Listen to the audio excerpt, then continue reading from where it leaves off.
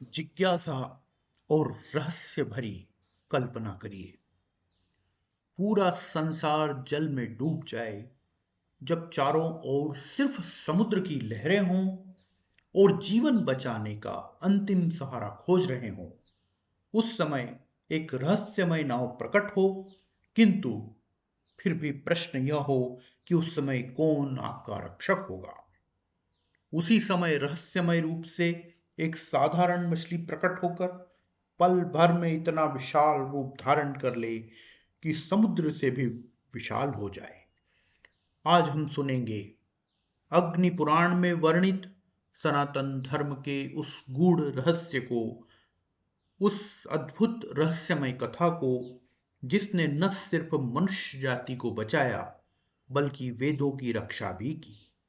आइए सुनते हैं भगवान विष्णु के प्रथम अवतार मत्स्य अवतार की यह अमर कहानी, जिसमें है प्रलय का रहस्य, धर्म की महिमा और भक्ति का अमूल्य संदेश।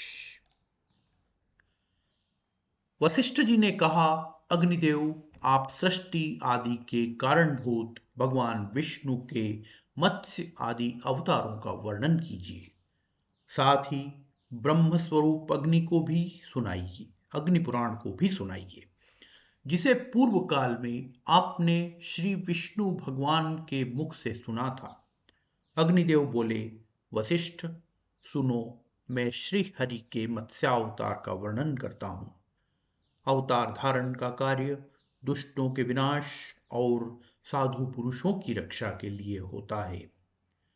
बीते हुए कल्प के अंत में ब्रह्म नामक नैमित्तिक प्रलय हुआ था।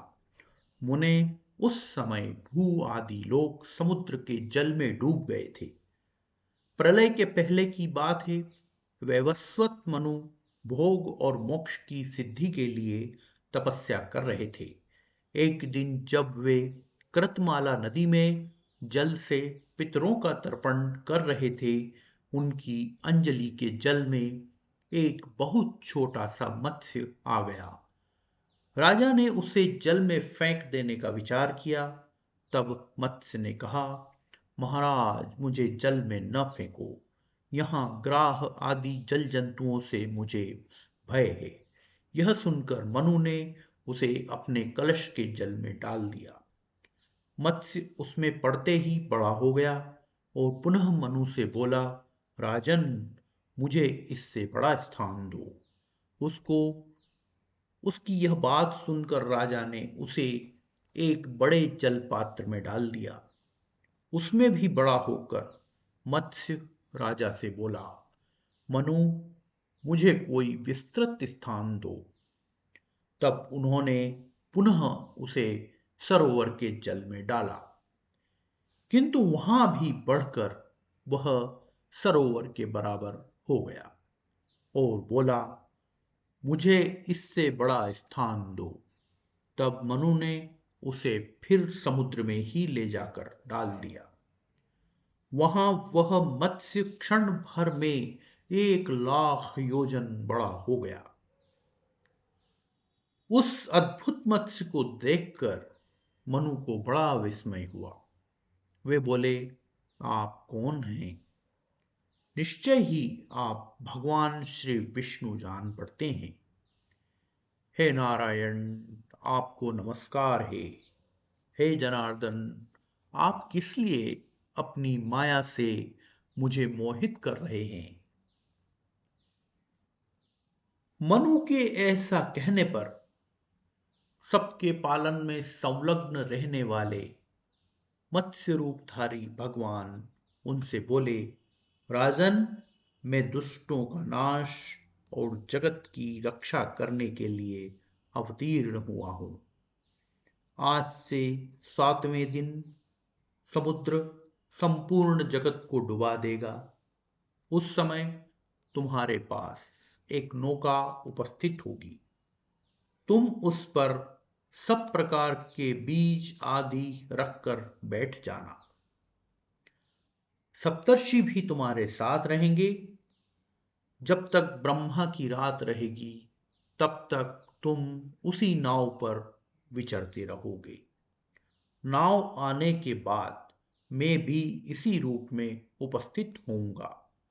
उस समय तुम मेरे सींग में महासर्पमयी रस्सी से उस नाव को बांध देना। ऐसा कहकर भगवान मत्स्य अंतर्धान हो गए और वे वस्वत मनु उनके बताए हुए समय की प्रतीक्षा करते हुए वहीं रहने लगे। जब नियत समय पर समुद्र अपनी सीमा लांघकर बढ़ने लगा, तब वे पूर्वोक्त नौका पर बैठ गए। उसी समय एक सींग धारण करने वाले सुवर्णमय मत्स्य भगवान का प्रादुर्भाव हुआ। उनका विशाल शरीर 10 लाख योजन लंबा था। उनके सींग में नाव बांधकर राजा ने उनसे मत्स्य नामक पुराण का श्रवण किया, जो सब पापों का नाश करने वाला है। मनु भगवान मत्स्य की नाना प्रकार के स्तोत्रों द्वारा स्तुति भी करते थे। प्रलय के अंत में ब्रह्मा जी से वेद को हर लेने वाले हयग्रीव नामक दानव का वध करके भगवान ने वेद मंत्र आदि की रक्षा की।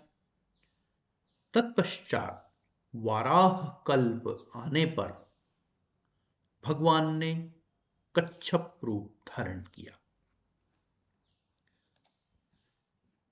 साथियों, मत्स्यावतार की यह कथा सिर्फ एक धार्मिक कहानी नहीं, बल्कि जीवन का एक गहरा संदेश है।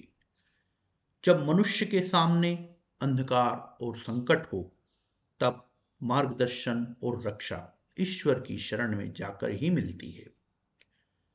जैसे वैवस्वत मनु ने पूरी श्रद्धा और विश्वास के साथ भगवान के आदेशों का पालन किया, वैसे ही अगर मनुष्य धर्म, सत्य और सदाचार के पथ पर चले, ईश्वर पर विश्वास रखे, तो जीवन में कैसा भी संकट आए, प्रलय काल आ जाए, ईश्वर हमारी नैया पार लगाएंगे।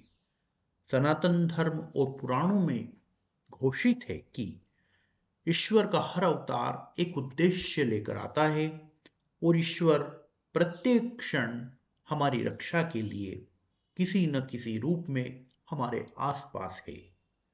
हृदय को छू लेने वाली, भाव भूमिका बनाने वाली इस कथा को अपने मित्रों और परिवार को शेयर करें और सनातन धर्म के अद्भुत रहस्यों से अवगत होने का अवसर दें।